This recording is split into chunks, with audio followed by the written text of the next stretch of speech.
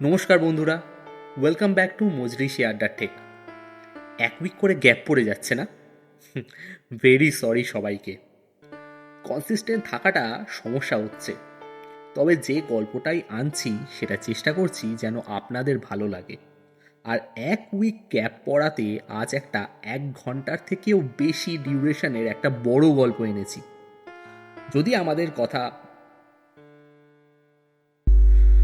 আমাদের কথাবার্তা স্কিপ করতে চান তো নিচে টাইম স্ট্যাম্প দিয়ে চ্যাপ্টার ভাগ করা আছে, সেখান থেকে সরাসরি গল্পতে ঢুকে যেতে পারেন। আজ আমরা এনেছি কিরিটি রায়ের একটি রোমাঞ্চকর গল্প, কালো পাখি। রচনা নিহার রঞ্জন গুপ্ত। আজ কিরিটির ভূমিকায় আছে সায়ন এবং গল্প পাঠ ও সুব্রতর ভূমিকায় আছি আমি অর্থাৎ সায়ন। এছাড়াও অন্যান্য চরিত্রে অভিনয় করেছে মুনমুন, মেঘলা, বিস্ময়ন এবং প্রথমবারের জন্য নাইল ভট্টাচার্য। তাহলে শুরু করছি নিহার রঞ্জন গুপ্ত রচিত কালো পাখি অবলম্বনে কিরিটি ও কালো পাখি।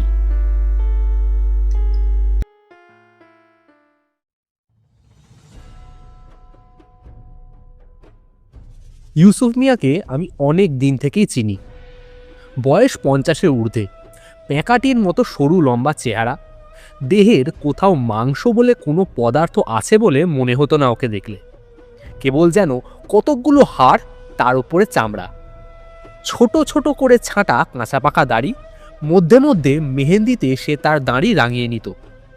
পরনে একটা চেক কাটা লুঙ্গি আর গায়ে হাফাতা পাঞ্জাবির মতো একটা জামা, বাস ওই ছিল তার পোশাক। টেরেটি বাজারে ওর একটা দোকান ছিল চিড়িয়ার। নানা ধরনের দুষ্প্রাপ্য পাখি কেনা বেচা করত ইউসুফ মিয়া। ও পাখি বলতো না, বলতো চিড়িয়া। চিড়িয়ার জাত চিনতে ইউসুফ মিয়া ছিল অদ্বিতীয়। সামান্যক্ষণ পাখিটাকে পর্যবেক্ষণ করেই বলে দিতে পারত ইউসুফ কোন জাতের কোথাকার পাখি আর তার কিমত কত হতে পারে বা হওয়া উচিত।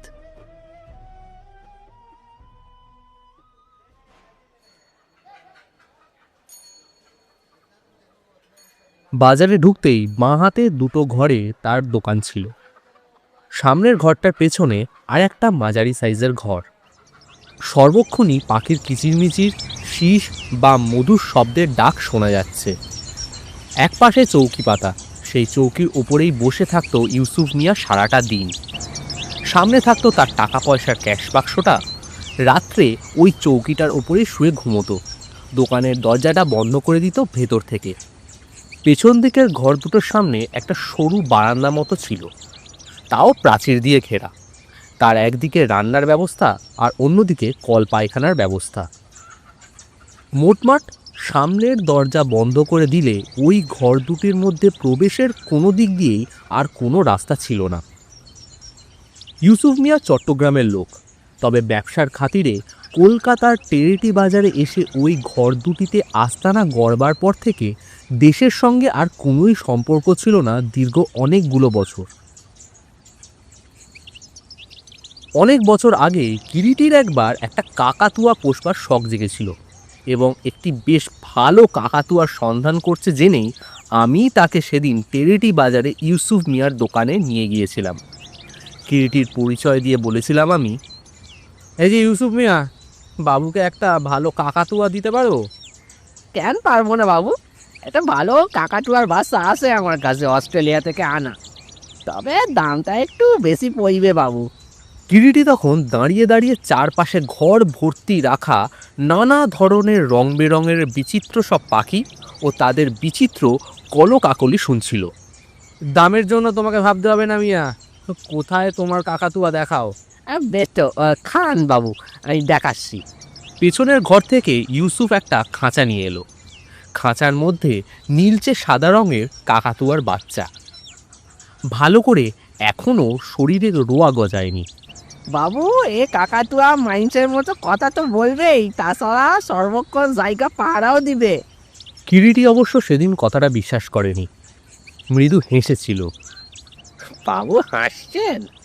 ঠিক আছে, মাস 5-6 মধ্যে যা বললু তা যদি না হয় ইউসুফ মিয়া চিড়িয়া ফিরিয়া দিবেন, দাম আমি ফেরত দিয়ে দিব। তা কত চাও? আগে ওই 800 টাকা দিবেন। বলো কি মিয়া? আগে বাবু যেমন সিরিয়া দিব তার তেমনই দাম নিব। কিরিটি কিন্তু অতঃপর কোনো দরদাম করেনি, বলেছিল কেবল সঙ্গে অত টাকা নেই, পরের দিন এসে কাকাতুয়াটা নিয়ে যাবে। শখানেক টাকা অ্যাডভান্স রেখে চলে এসেছিল। বলাই বাহুল্য, পরের দিনই গিয়ে সেই কাকাতুয়াটা কিনে এনেছিল কিরিটি, এবং ইউসুফ মিয়ার কথা যে মিথ্যে নয়, মাস 4 মধ্যেই সেটা প্রমাণিত হয়ে গিয়েছিল। সে কিরিটিকে কিরিটি আর কৃষ্ণাকে কৃষ্ণা বলে ডাকত।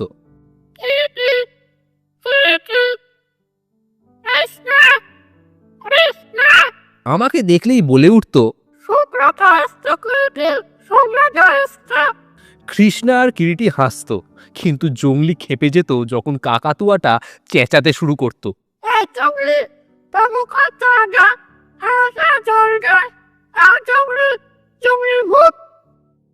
কে বলবে একটা পাখি ঠিক যেন একটা মানুষ কথা বলছে, আর কথাও একদম স্পষ্ট। কিন্তু পাখিটা বেশি দিন বাঁচেনি। বছর 2 বাদে হঠাৎ কি হলো, একদিন সন্ধ্যায় পাখিটা মারা গেল। 2 দিন কিরিটি কেমন যেন গুম মেরে রইল। মনে খুব লেগেছিল কিরিটির। খবর পেয়ে আমি গেলাম, বললাম, এর জন্য এত মুষে পড়ছিস? চল ইউসুফের কাছ থেকে আর একটা কাকাতুয়া জোগাড় করে নিয়ে আসি। দূর, এ যেন গাছের ফল, আকশি দিয়ে টানলেই হাতের মুঠোর মধ্যে এসে পড়বে। ইউসুফ সত্যিই বলেছিল, এ পাখির তুলনা নেই। তা বলে তেমনটা আর মিলবেই না, তারই বা কি মানে আছে? চল চল ওঠ।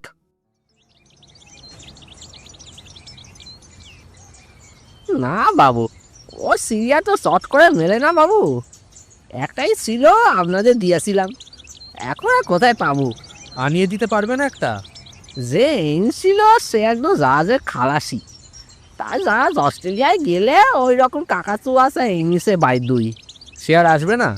ও সিরিয়া পেলেই আইবে, তাই বৎসরখানে তা আসে নাই। 1 বছরের মধ্যে আর আসেনি সে? না বাবু, তাই জাহাজ তো এদিকে বড় একটা আয় না, আর মধ্যে মধ্যে কখনো আসে। একজন গোয়ানিস তো, ওনার নাম হয়েছে ডি সিলভা। হতাশ হই অতঃপর আমাদের ফিরে আসতে হয়েছিল। তারপর 1.5 বছর পর যে কাহিনীর জবনিকা উত্তোলন করতে চলেছি, তার সঙ্গে ওই ইউসুফ মিয়ার নামটা জড়িয়ে গিয়েছিল।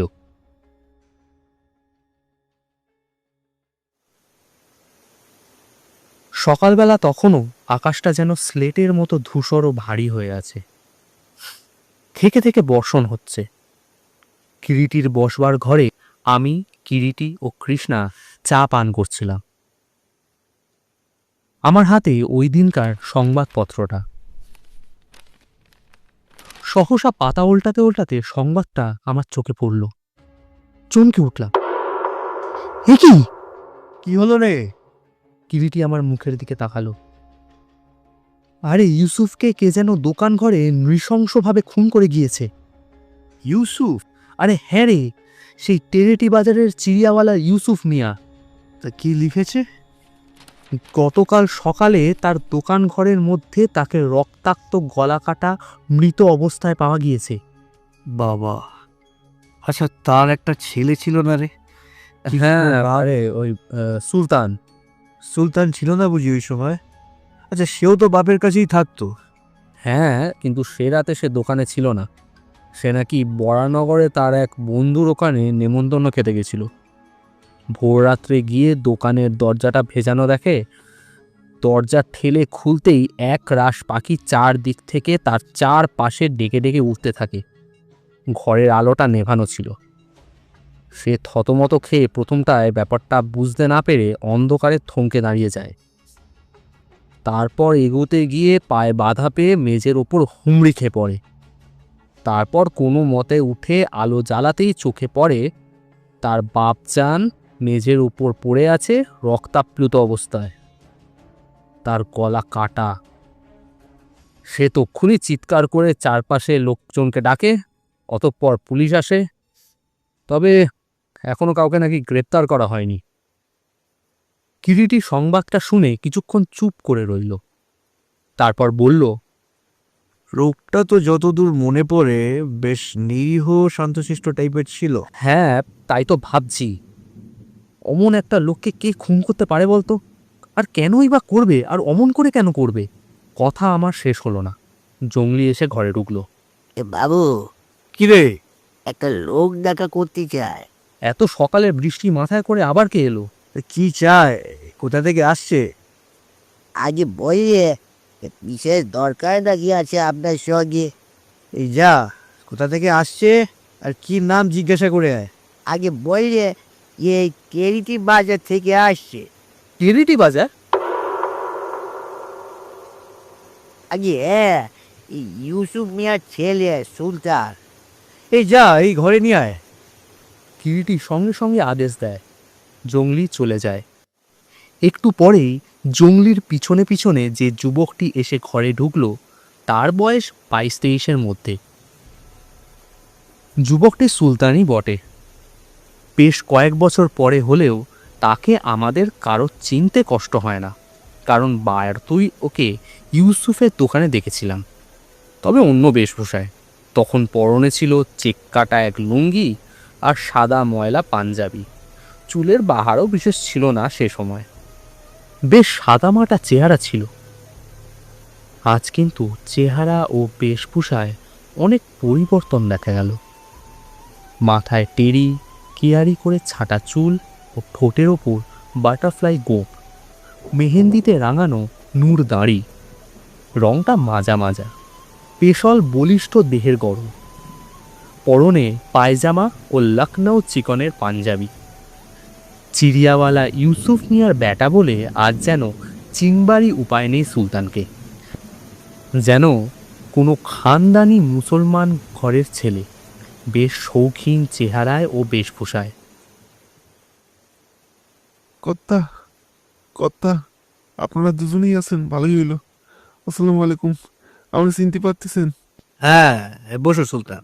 কিরিটির আহ্বানে কোনো রকম সংকোচ না করে পায়ের জুতো খুলে ঘরের পুরো দামি কার্পেট মারিয়ে এসে একটা সোফার ওপর আমাদের মুখোমুখি বসলো। আপনারা যে গরিবরা চিনতে পারবেন বুঝিনি। কর্তা, একটা বিশেষ কারণে আপনার কাছে। তো খবরের কাগজে একটু আগেই পড়লাম তোমার আব্বাজান। হ্যাঁ কর্তা, আমার আব্বাজানকে পরশু রাতে আমার অবর্তমানে কানা যেন শেষ করে রেখে গেছে। তা তুমি ছিলে না? না কর্তা, বরানগরে আমার দোস্তর ওখানে গেছিলাম। খানা পিনা শেষ হতে হতে অনেক রাত হয়ে গেল। তারপর আর কোনো বাস বা গাড়ি পেলাম না, হাঁটতে হাঁটতে ফিরে এসেছি। কত রাতে পৌঁছেছিলে? রওনা হয়েছিলামই তো রাত 3টের পর। পৌঁছাতে পৌঁছাতে সেই প্রায় 4:30। আশেপাশে তখন কোনো জনমনীষী নেই। দরজা ঠেলে আব্বাজানে ডাকতে যাব, হঠাৎ দেখি দরজাটা খুলে গেল। হাতের ঠেকালে কি? আমি জিজ্ঞেস করলাম, তারপর কি হলো? চমকে গেছিলাম। আব্বাজান তো কখনো দরজা খুলে শোয় না, খুব সতর্ক মানুষ। শোবার আগেই দরজা ঠিক বন্ধ হয় কিনা তা ভালো করে পরীক্ষা না করে তো কখনো শুতে যায় না। সেই মানুষ দরজা খুলে রেখেছে, কেমন যেন খটকা লাগলো। দরজা খুলে যেতে প্রথমে তোমার চোখে কি পড়েছিল সুলতান? পাকার ঝটপট শব্দ। মনে হলো যেন অন্ধকার ঘরটার মধ্যে থেকে সব পাখিগুলো একসাথে খাঁচা থেকে বের হয়ে পাকা ঝাপটাচ্ছে। প্রথমটায় কেমন যেন ভেবাচাকা খেয়ে গিয়েছিলাম অন্ধকারে। বোধ হয় কয়েক পায়ে গিয়েছিলাম, হঠাৎ বাধা পেয়ে হুমড়ি খেয়ে পড়ে গেলাম। কিসে বাধা পেলে? তখন তো বুঝতে পারিনি, পকেটে টর্চও ছিল না। তাই কোনো মতে অন্ধকারে উঠে দাঁড়িয়ে হাতড়ে হাতড়ে ঘরের দেওয়ালে আলোর সুইচটা টিপে দিতেই সবকিছু নজরে এলো। মেঝের উপর মেঝের উপর রক্তাক্ত অবস্থায় উপর হয়ে পড়ে আছে আমার আব্বাজান। আর আর ঘরের মেঝেতে সাপ সাপ রক্ত। আর ঘরের সব পাখির হাসার দরজাই বলতে গেলে খোলা। উঠছে, বসছে আর ডানা ঝাপটাচ্ছে। সব যেন হলট পালট তছনছ হয়ে গেছে। কিন্তু সেসব তো আমার দেখার সময় হয়নি। ছুটে গিয়ে আব্বাজানের উপরে হুমড়ি খেয়েছে উঠলাম। আব্বাজান, আব্বাজান। সেই সময় নজরে পড়ল আব্বাজানের গলাটা একেবারে দুফাক করে কাটা। তারপর তারপর তুমি কি করলে সুলতান?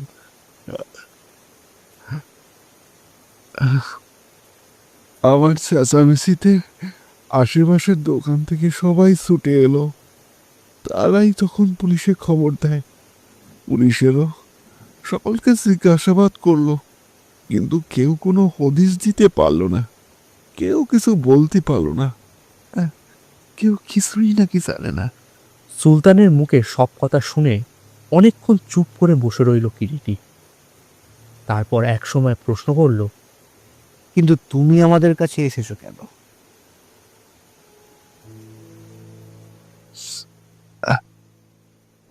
কর্তা, আমার আব্বাজানের কাছেই আপনার কথা শুনেছিলাম। আপনি খুব বড় একজন গোয়েন্দা। হঠাৎ কাল রাতে আপনাদের কথা আমার মনে পড়ল কর্তা। কালই আসতাম, কিন্তু বৃষ্টির জন্য আসতে পারিনি। জানি না আমার আব্বাজানরে এমন করে কে খুন করেছে, কিন্তু যতক্ষণ না পর্যন্ত সে কথা আমি জানতে পারছি, আমার মনের দুঃখ যাবে না। কেমনই মনে হচ্ছে সে রাতে আমি যদি পড়ানো করে না যেতাম, তবে হয়তো ওই ঘটনা ঘটতো না। আমার আব্বাজানকে অমর করে প্রাণ দিতে হতো না। মনে হচ্ছে কথা, মনে হচ্ছে তাই আমি দায়ী। আমার আব্বাজানের মৃত্যুর জন্য আমি দায়ী।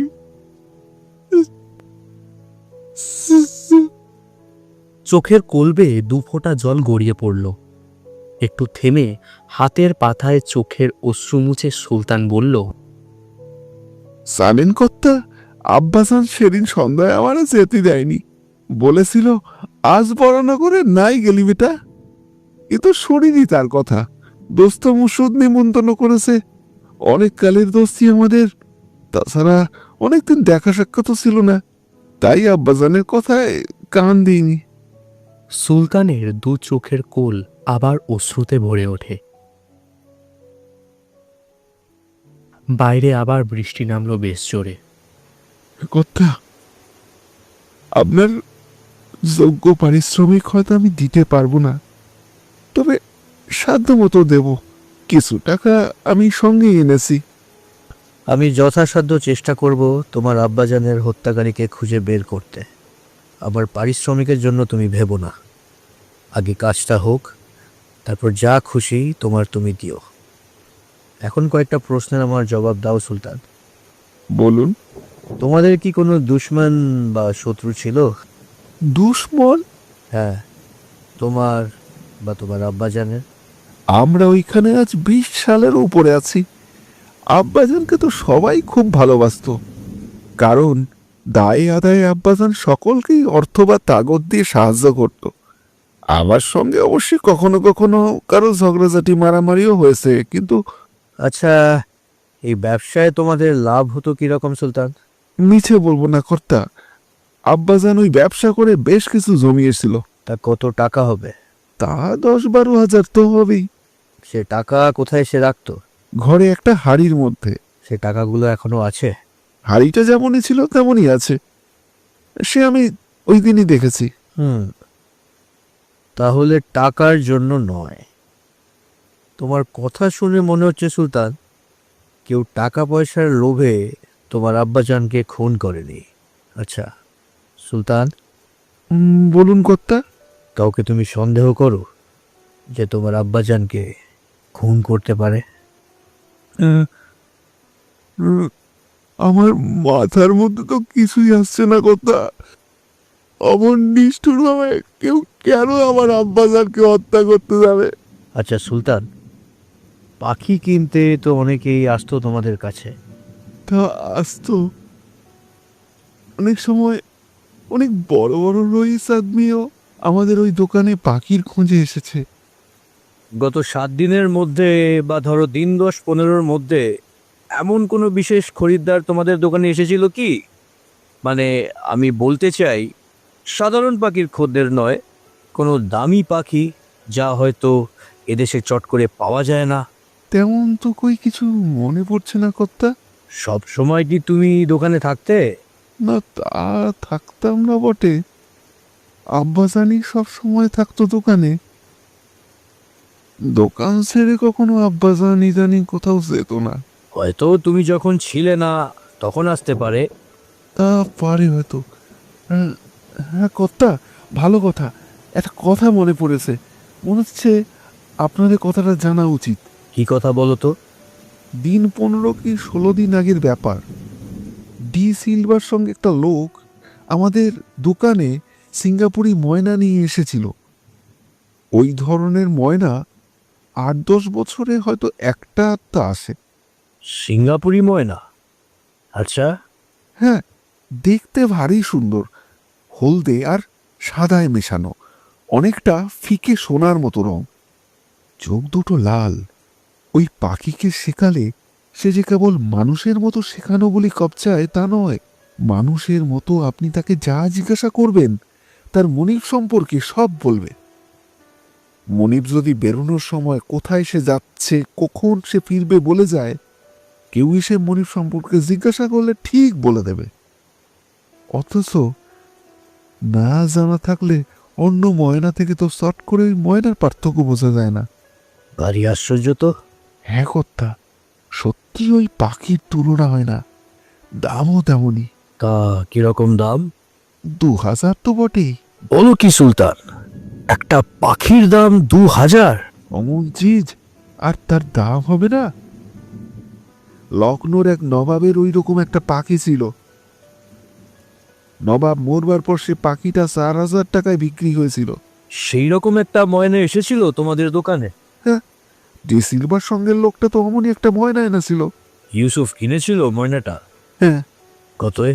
1000 টাকায়। তারপর? যে লোকটা ডি সিলভার সঙ্গে এসেছিল ওই ময়না নিয়ে, সে কিন্তু ওই ময়নার গুণাগুণ জানতো না। ডি সিলভাও সঠিক জানতো মনে হয় না, তবে ডি সিলভা আব্বাজানের সঙ্গে ব্যবসা করে রীতিমতো চালাক হয়ে উঠেছিল। আব্বাজানের মুখের হাবভাব দেখেই সিরিয়ার দাম কিছুটা অনুমান করে নিত। তারপর দাম দস্তুর শুরু করত।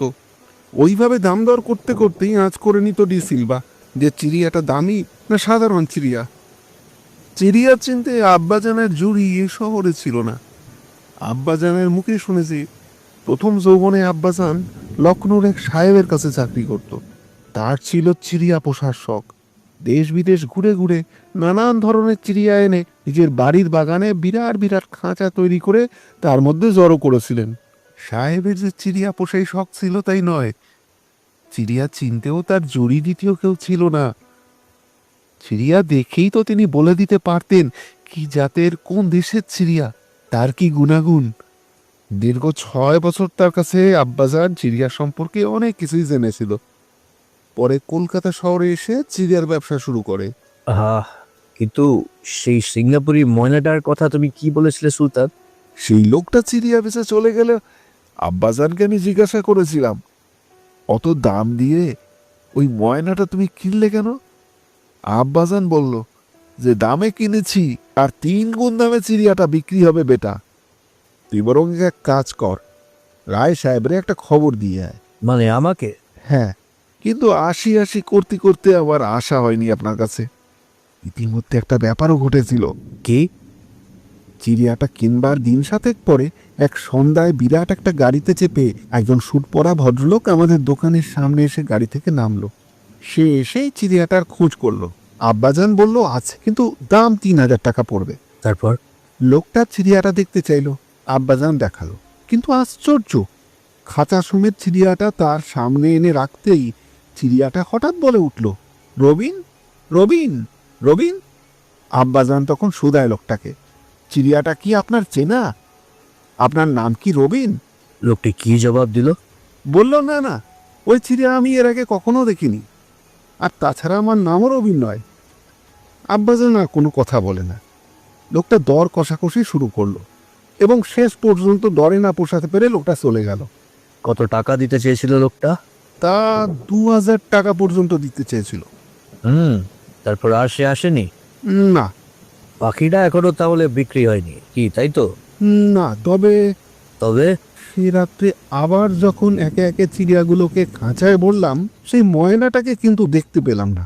কি, সে পাখিটা নেই? না, পুলিশকে কথাটা তুমি জানিয়েছিলে? না, মনে হয়নি। আজ আপনার কথা শুনে হঠাৎ মনে হয় কথাটা আপনাকে বললাম। কিরিটি অনেকক্ষণ চুপ করে রইল। একটা চুরুটে অগ্নিসংযোগ করে নিঃশব্দে ধূমপান করতে লাগলো। মনে হলো কিরিটি যেন কিছু ভাবছে। সুলতান, কর্তা? ডি সিলভা কলকাতায় এলে কোথায় থাকে তুমি জানো? না তো কর্তা, তবে সে আর কোথায় থাকবে, তার জাহাজেই থাকতো। আচ্ছা, সেই লোকটিকে দেখলে তুমি চিনতে পারবে? কেন পারবো না, নিশ্চয়ই পারবো।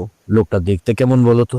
লোকটা বেটে, গায়ের রং খুব ফর্সা, আর স্যাপটা নাক, ছোট ছোট চোখ, তার ঠোঁটটা পুরু। ভারতীয় বলে তো তাকে ঠিক মনে হয় না।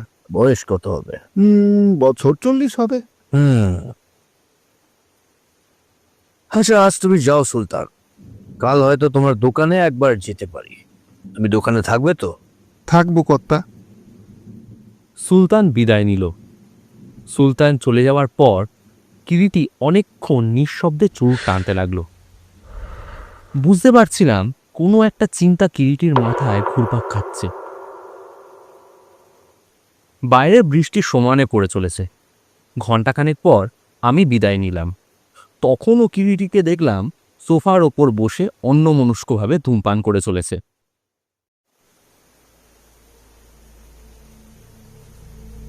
আমি সারাটা দুপুর ইউসুফের হত্যার ব্যাপারটাকে নিয়ে অনেক চিন্তা করলাম। সুলতানের কথায় মনে হলো এটা কোনো ডাকাতি বা রাহাজানির ব্যাপার নয়।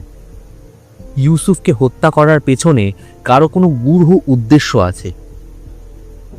কিন্তু সেটা কি উদ্দেশ্য থাকতে পারে? সেই ময়নাটার সঙ্গে কোনো সম্পর্ক নেই তো? ময়নাটা নিখোঁজ হয়েছে। সুলতানের কথা শুনে মনে হয় ইউসুফ মিয়ার নৃশংস হত্যার সঙ্গে হয়তো ওই কালো পাখিটার কোনো যোগসূত্র কোথাও আছে এবং ওই হত্যার পেছনে কোনো গভীর রহস্য লুকিয়ে আছে।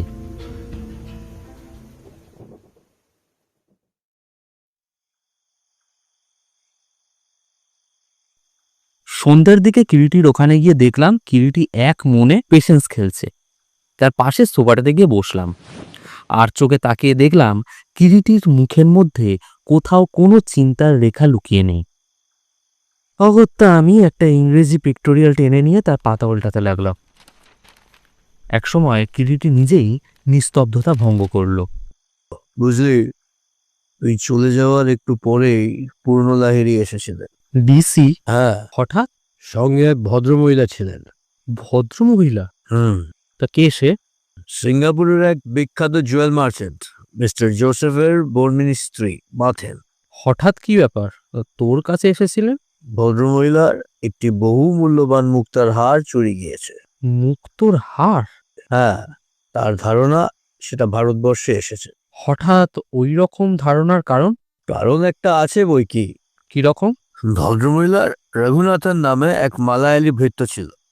হঠাৎ একদিন সকালে, এই মাসখানেক আগে, রঘুনাথন নিরুদ্দেশ হয়ে যায়। অনেক খোঁজ করেও তাকে পাওয়া যায় না এবং এই দিনই ভদ্রমহিলা জানতে পারেন তার বহু মূল্যবান সেই মুক্তার মালাটিও পাওয়া যাচ্ছে না। মালাটা কোথায় ছিল?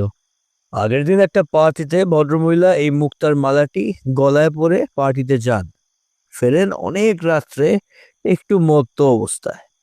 তার স্পষ্ট মনে আছে রাত্রে গৃহে ফিরে শয়নের পূর্বে মালাটি গলা থেকে খুলে নিজের মাথার বালিশের তলায় খুলে রেখে দিয়েছিলেন।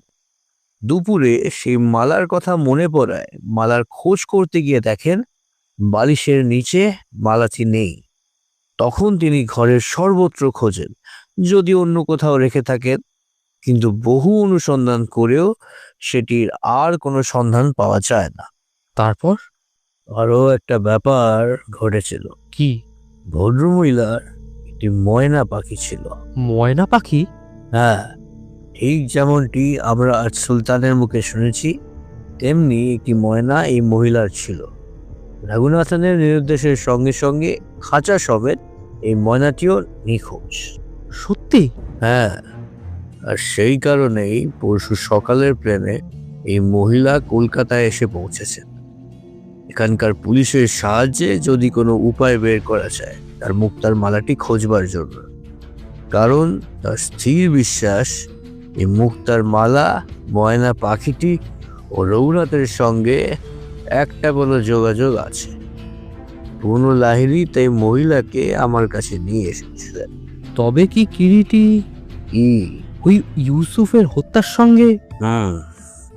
আমার ধারণা তাই সুব্রত, এবং আমার অনুমান যদি ভুল না হয় তো ইউসুফ এই ময়নাটিকেই কিনেছিল ডিসিলভার সঙ্গেই সেই লোকটির কাছ থেকে। ওই পর্যন্ত বলেই কিরিটি সোফা ছেড়ে উঠে দাঁড়ালো। সুব্রত, কি? চল একবার বেরোবো। রাত তখন 8টা হবে। বাইরে বৃষ্টি নেই বটে, তবে আকাশ মেঘে মেঘে থমথম করছে। এই সময় আবার কোথায় বেরোবি? বাইরের আকাশের অবস্থা কিন্তু ভালো নয়। কিরিটি সে কথায় কর্ণপাত না করে বলল, ইবো সুব্রত, চট করে জামাটা গায়ে দিয়ে আসছি আমি। কিরিটি ঘর থেকে বের হয়ে গেল।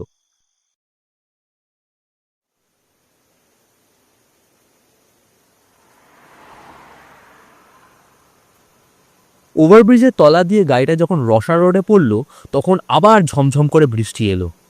আরে কিন্তু চলেছিস কোথায় এই বৃষ্টির মধ্যে? প্রশ্নটা করে তাকালাম আমি আমার পাশে বসা কিরিটির মুখের দিকে। অন্ধকারে কিরিটির মুখটা ভালো করে দেখা যায় না। কিরিটি আমার প্রশ্নের জবাব না দিয়ে একটা চুরুটে অগ্নিসংযোগ করলো লাইটার দিয়ে।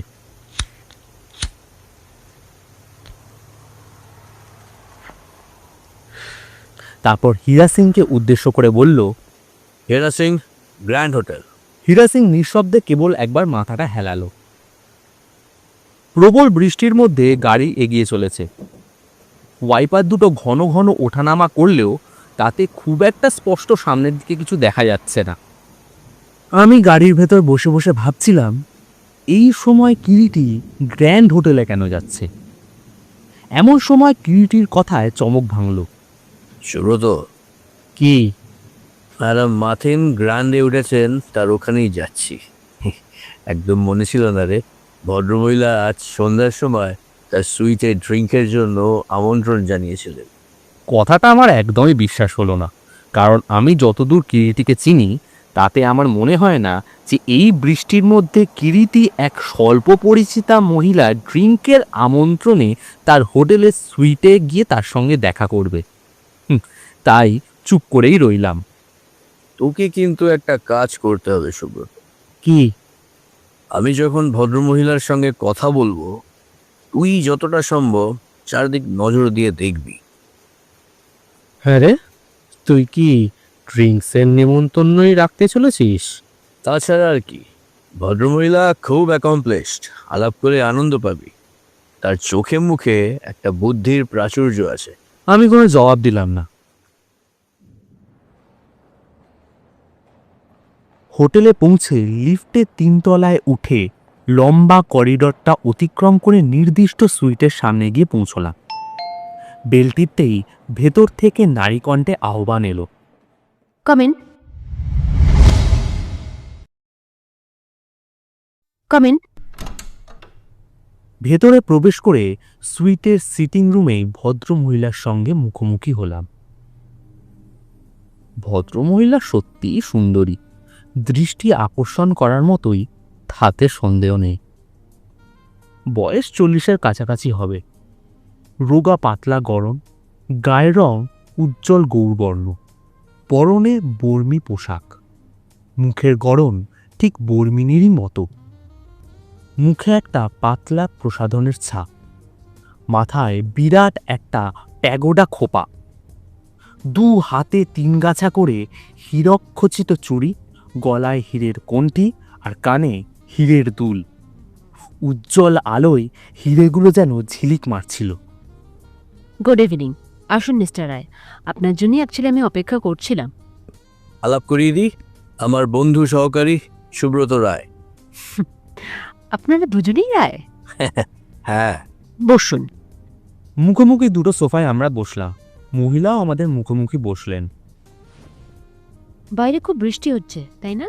এ সময় বৃষ্টি তো হবেই ম্যাডাম মাথেন, এখন তো মনসুন। বৃষ্টি দেখে অ্যাকচুয়ালি ভাবলাম হয়তো আপনারা আজকে আসতে পারবেন না। এনিওয়ে, উনি যখন আপনার সহকারী, তো আমরা উইদাউট হেজিটেশন কথা বলতে পারি তো মিস্টার রায়? হ্যাঁ পারেন। মালা। মহিলার ডাকে ভেতরের ঘর থেকে একজন 24-25 বছরের বর্মী তরুণী বেরিয়ে এলো। বুঝলাম মালা ওই মহিলার পরিচারিকা।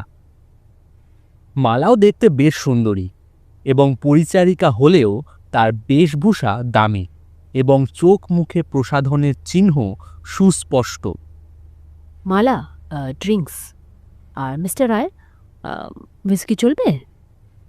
আমার কাছে সব রকম ড্রিঙ্কসই আছে, অন্য কিছু যদি আপনি প্রেফার করেন বলতে পারেন। না, হুইস্কি আনতে বলুন। বলা বাহুল্য ইংরেজিতেই কথাবার্তা চলছিল। ভদ্রমহিলা চমৎকার শুদ্ধ ইংরেজি বলেন। ড্রিঙ্ক করতে করতে কিছুক্ষণ নানা ধরনের কথাবার্তার পর হঠাৎ একসময় ভদ্রমহিলা বলেন, মিস্টার লাহিড়ী বলেছিলেন আমাকে আপনি আমার হাতটা উদ্ধার করে দেবেন। কিরিটি কোনো জবাব দেয় না। অ্যান্ড ইভেন আমি যখন আমার হাজবেন্ডকে বললাম এটা কারো কাজ নয়, রঘুনাথ ইজ রেসপন্সিবল, অ্যান্ড সে হাতটা চুরি করে সোজা ইন্ডিয়াতে এসছে, জোসেফ কি বলেছিল জানেন? কি বলেছিল? বলেছিল যদি রঘুনাথই এটা করে থাকে তাহলে আমি নাকি কোনোদিন আর ওই হাতটা ফিরে পাবো না, কারণ রঘুনাথকে কোনোদিনই আর ট্রেস করতে পারবো না। আচ্ছা মিস্টার রায়, বলুন। যদি একবার ওর দেশে গিয়ে খোঁজ করা যেত? একটা কথা মিসেস জোসেফ, কি বলুন তো? ওই রঘুনাথনের কোনো ছবি আপনার কাছে আছে? ছবি আমার অ্যালবামের মধ্যে থাকতে পারে। ইয়েস, হ্যাঁ, মনে পড়েছে। আমার পাখিটার খাঁচার সামনে দাঁড়িয়ে ও যখন একদিন পাখিটাকে খাওয়াচ্ছিল, আমি পাখিটার একটা ফটো ক্লিক করেছিলাম, বোধহয় সেটা আমার অ্যালবামে আছে। রঘুনাথনে কি পাখিটাকে খাওয়াতো নাকি? হ্যাঁ, পাখিটা ওকে খুবই ভালোবাসতো। ইভেন বেশিক্ষণ যদি ওকে দেখতে না পেত না, পাখিটা চেঁচাতো নথন নথন করে। তাই বুঝি। হ্যাঁ, আবার সামনে এলে চুপ করে যেত। মিসেস জোসেফ, অ্যালবামটি কি আপনার সঙ্গে আছে? হ্যাঁ, একবার দেখতে পারি ওটা? ওয়েট, আনছি আমি। মহিলা উঠে গিয়ে সুদৃশ্য চামড়ার দামি একটা অ্যালবাম হাতে নিয়ে ঘরে ফিরলেন। এই যে। মহিলা নিজেই পাতা উল্টে ফটোটা বের করে দিলেন। কিরিটি হাতে নিয়ে অ্যালবামের ফটোটা দেখতে লাগলো। আমিও দেখছিলাম। হঠাৎ চোখ তুলতেই নজরে পড়ল দরজার ওপাশে দাঁড়িয়ে মালা। মালার সঙ্গে চোকাচোকি হতেই সে সরে গেল চপ করে দরজার আড়ালে। এই ফটোটা আমি নিতে পারি? অ্যাবসলিউটলি, খুলে নিন না আপনি। কিরিটি অ্যালবাম থেকে ফটোটা খুলে নিল। পোস্টকার্ড সাইজের সিপিয়া প্রিন্টিং করা ফটো। খুব ভালো উঠেছে ফটোটা। পাখিটার ক্লোজ আপে ফটোটা তোলায় রঘুনাথের মুখটাও স্পষ্ট উঠেছে। রঘুনাথ বোধহয় ফটো তোলার সময় যে ফটো তুলছিল তার দিকেই তাকিয়েছিল।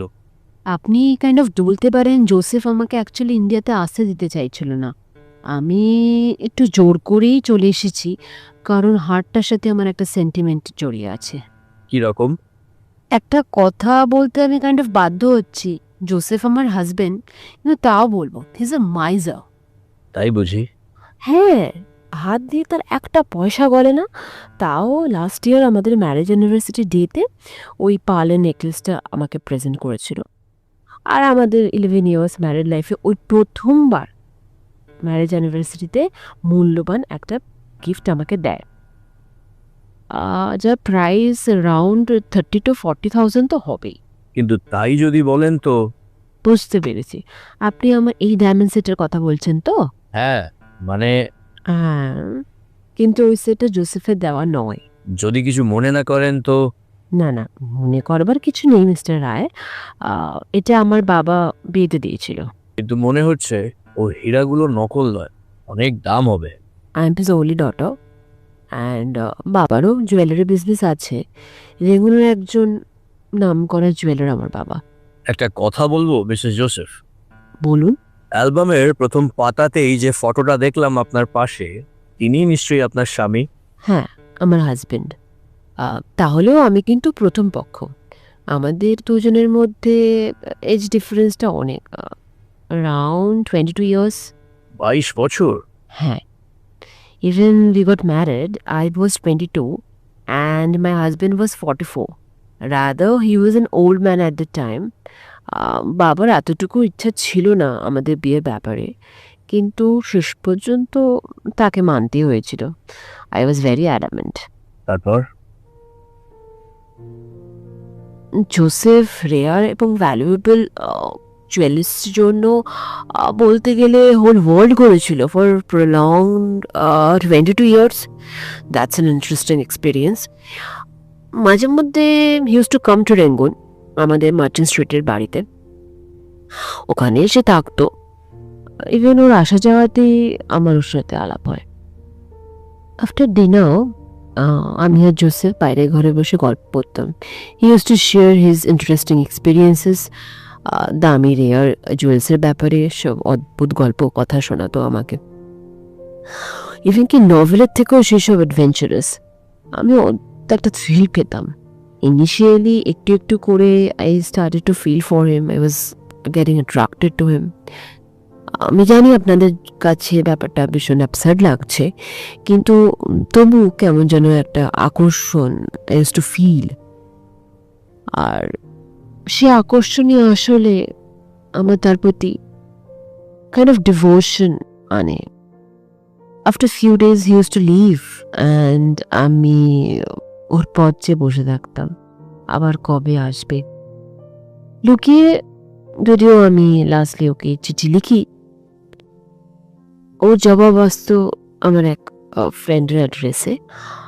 বলতে পারেন এই চিঠি লেখালেখির মধ্যে দিয়েই উই ফেল ইন লাভ। তারপর আর কি, একদিন আমাদের বিয়ে হয়ে গেল। বাবা মা প্রথমটায় খুব অবজেকশন জানিয়েছিল, কিন্তু আমার জেদের কাছে তারা হার মানতে বাধ্য হলো। চলে এলাম আমার হাজবেন্ডের সঙ্গে সিঙ্গাপুরে। কিন্তু বিয়ের পর 5 মাসও গেল না, আমার ভুল ভেঙে গেল। ভুল? হ্যাঁ, তাই বলবো, ভুল। কারণ যখন আমাদের বাড়িতে আসতো তখন যে আলাপ আলোচনা হতো, ইভেনকি যখন আমরা লেটার্স আদান প্রদান করতাম তখন যে আলাপ আলোচনা হতো, সেটা জোসেফের একটা দিক, সেটা তার পুরো চরিত্র নয়, ইভেনকি নট দ্য রিয়েল ওয়ান। হাতের গ্লাসটা তার শূন্য হয়ে গিয়েছিল। একটা বড় পেগ গ্লাসে ঢেলে সোডা মিশিয়ে দীর্ঘ একটা চুমুক দিয়ে আবার বলতে লাগলেন, যদিও ইতিমধ্যে আমি আর কিরটি 2 পেগের বেশি খাইনি, মাথিন কিন্তু 6টা পেগ শেষ করে ফেলেছে। এই 7 নম্বরটা শুরু করছে। লিকারের প্রভাবে তখন তার মুখটা লাল হয়ে উঠেছে, চোখের তারা দুটো চকচক করছে। বেশ নেশা হয়ে গেছে। নেশার প্রভাবে অনর্গল বকে চলেছে সে। মানুষটা দেখলাম জীবনে 2টো বস্তু ভালোবেসেছে, এক হচ্ছে জুয়েলস আর অর্থ। মনের সমস্ত সেন্টিমেন্ট, হোপ, ডিজায়ার, কোমলতা সব এই লাইফলেস স্টোনসগুলো আর এই পয়সায় ঘিরে আছে। অবশ্যই he never ignored or didn't take care of me, এরম না, কিন্তু একটা ইয়াং ওমেনের জন্য এগুলোই কি শুধু, মানে সে ইগনোরেন্স, এই carelessness, what ever it is, তাও নিয়ে নেয়, কিন্তু ক্যারাসনেসটা সহ্য করা যায় না, মানে এখানে বের ইট। আমি যেন ডে বাই ডে হাঁফিয়ে উঠছিলাম। শেষ পর্যন্ত বাড়িতে আর টিকতে পারলাম না। আমি বাইরে বাইরে ঘুরে বেড়াতে শুরু করলাম, ক্লাবে পার্টিতে যেতে শুরু করলাম। সমস্ত দিন সময় ওখানেই কাটালাম। লাস্টলি ড্রিঙ্ক করতে শুরু করলাম। আপনার স্বামী জানেন এসব? সব জানে, কিন্তু সে কখনো আজ পর্যন্ত টিল দ্যাট আমার কোনো ব্যাপারে লাইফে ইন্টারফেয়ার করেনি। সেই থেকে লাস্ট ফিউ ইয়ার্স সে আছে ওই জুয়েলস নিয়ে, অর্থ নিয়ে। আমি আছি আমার এই নিজস্ব জীবন নিয়ে। তাও লাস্ট ইয়ার আমাদের ম্যারেজ অ্যানিভার্সারিতে আমি বলেছিলাম, আমাকে তো আজ পর্যন্ত কিছুই প্রেজেন্ট করলে না, এবারে এমন কিছু দাও যাতে অন্তত মনে হয় আমারও একটা প্রয়োজন আছে তোমার জীবনে। তারপর? ও বললে, কি চাও বলো? আমি বললাম, যা চাই প্রাণে ধরে দিতে পারবো তো?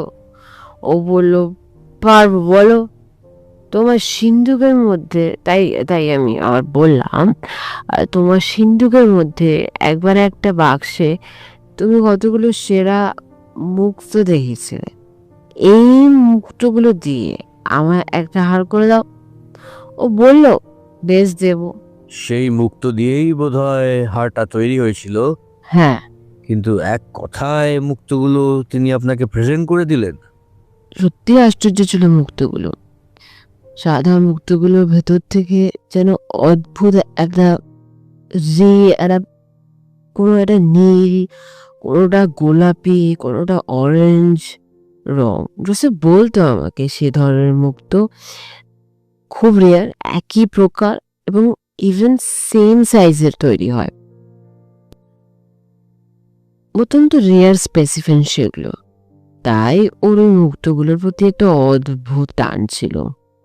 সে কখনো বেচতে পারেনি, কিন্তু আমাকে দিলে সেগুলো বেচাও হলো না, ঘরের জিনিস ঘরেই রইলো। আমাকে উপরে নাম দিয়ে কনসোলও করা হয়ে গেল। তাই ওগুলো আমাকে দিতে কোনো আপত্তি হয়নি ওর। মুক্তোর হারটা চুরি যাওয়ার পর নিশ্চয়ই তাহলে আপনার স্বামীর খুব লেগেছে। শুধু লাগেনি এরকম না মিস্টার রায়, ও যেন পাগল হয়ে গিয়েছে মুক্তোর হারটা হারিয়ে যাওয়ায়। না খায়, না দায়, ইভেন কি বিজনেস সবকিছু গুটিয়ে he sitting at home. For 26 years ও একটা একটা করে ওই পার্লস গুলো কালেক্ট করেছিল। সে আগলে রেখেছিল ওগুলো, একদম মানে চোখের ধনের হতো না, আগলে রেখেছিল। ওগুলো চুরি যাওয়ার পরে তার মনের অবস্থা কি হতে পারে ভাবুন তো। অনেস্টলি বলবো মিস্টার রায়, এখন না আমার মনে হচ্ছে যদি আমি ওই মুক্তগুলোর ওপর লোভ না করতাম তবে তো আমাকে এগুলো দিত না, আর সেগুলো এরকম করে হারাতেও না। সবকিছুর জন্য আজ আমার নিজেকে গিল্টি মনে হচ্ছে। আমি যেন কিছুতেই মনকে সান্ত্বনা দিতে পারছি না। মাথিনের চোখের কোল দুটো জলে ভরে আসে। নেশায় রক্তিম চোখ দুটো জলে টলমল করতে থাকে। আর এও আমাদের কাছে স্পষ্ট হয়ে যায়, মুখে ওই মহিলার একটু আগে যাই বলুক, ও ওর স্বামী জোসেফকে সত্যিই ভালোবাসে। আর হয়তো নিজেও সে কথাটা জানে না। কথা বলা শেষ করে মাথিন কেমন যেন থম মেরে রইল। হাতঘড়ির দিকে তাকিয়ে দেখলাম রাত তখন প্রায় 11:15। বাইরে এখনো বৃষ্টি পড়ছে কিনা ঠিক জানি না। ঘরের মধ্যে আমাদের তিনজনকে ঘিরে একটা স্তব্ধতা থমথম করছে। হঠাৎ কিরিটি স্তব্ধতা ভঙ্গ করে বলল, আচ্ছা মিসেস জোসেফ, আপনার যে হারটা খোয়া গিয়েছে তার মধ্যে কতগুলো মুক্ত ছিল বলতে পারেন? ওই মুক্ত নেকলেসের মধ্যে যে পলের একটু আগে বলেছি তা কিন্তু সব ছিল না। তবে রেয়ার আর ভ্যালুয়েবল পার্ল অ্যারাউন্ড 20, তার মধ্যে ব্লু কুইন পার্লটি ছাড়াও অ্যারাউন্ড 11 ভীষণ ভ্যালুয়েবল। অ্যারাউন্ড 20,000 তো হবেই। রেস্ট অফ দেম, যদিও all those are real pearls but not so valuable. আর কতগুলো মুক্ত ছিল? মেবি 48। কিন্তু ও কথা কেন জিজ্ঞাসা করছেন মিস্টার রায়? কারণ মুক্তগুলো সব হয়তো পারবো না আমরা শেষ পর্যন্ত উদ্ধার করতে। পারা যাবে না? কারণ আমার অনুমান মুক্তোর মালাটা যে চুরি করেছে সে সঙ্গে সঙ্গেই হাড় থেকে মুক্তগুলো খুলে ফেলেছে। কেন ও কথা বলছেন কেন? যেহেতু চোরের এই মালার মধ্যে সত্যিকারের আসল ও রেয়ার যে মুক্তগুলো ছিল সেগুলোর উপরেই লোভ ছিল, সে হয়তো তাই মালাটা হাতে পাওয়ার সঙ্গে সঙ্গেই মালা থেকে সে মুক্তগুলো খুলে নিয়েছে। আর সব মুক্তগুলো হয়তো একজনের কাছে নেই। মুক্তগুলো লুকিয়ে রাখতে হলে সেটাই প্রকৃষ্ট উপায়। আচ্ছা, যে বিশেষ মুক্তগুলোর কথা একটু আগে আপনি বললেন তার এক একটি সাইজ কিরকম হবে? ইচ পার্লের সাইজ ওই স্মল পিসের মতন, ওরকম সাইজে। আচ্ছা মিসেস জোসেফ, আজ রাত অনেক হলো, এবার আমরা উঠব। সে কি, এত রাত হয়ে গেছে, আপনারা কিছু না খেয়ে যাবেন? আজ নয়, যদি আপনার মুক্তগুলো উদ্ধার করতে পারি তাহলে একদিন সে ভোজ খাওয়া যাবে, ঠিক আছে? আচ্ছা চলি আমরা।